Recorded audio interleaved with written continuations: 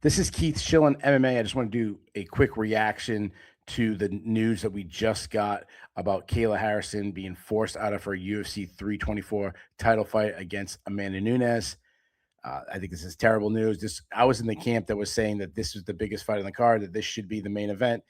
You have, in my opinion, one of the most dominant, one of the most talented fighters I've ever seen in Kayla Harrison, taking on who I believe is the greatest female fighter of all time, Amanda Nunes, coming out of retirement, challenging for the title. And I feel devastated for both fighters. First, looking at Kayla Harrison, everything Kayla has done so far, she's kind of like spoken to existence, all the greatness that she was going to do back in PFL.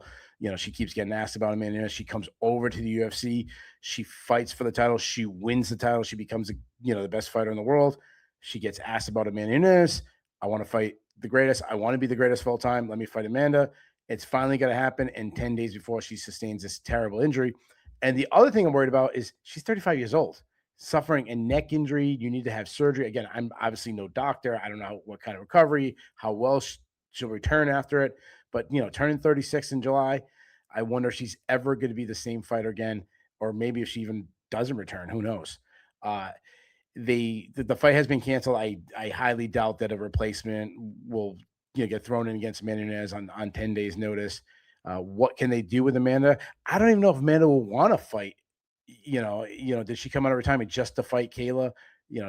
Or does she want to continue her fighting career? If she does, maybe they can do an interim title for how long Kayla is out.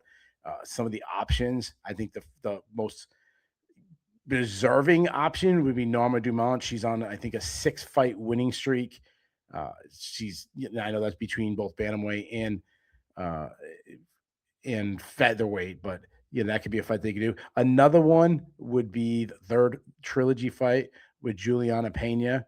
They're both 1-1 against each other. I don't know how many people are calling for that, but that's something that, Juliana would be calling for it.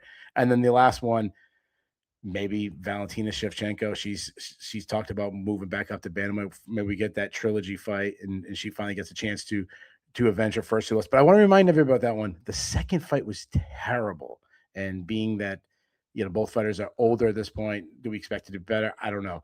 Anyway, so those are maybe some possibilities for some terrible news, but either way, really terrible news for both fighters. And yeah, it sucks.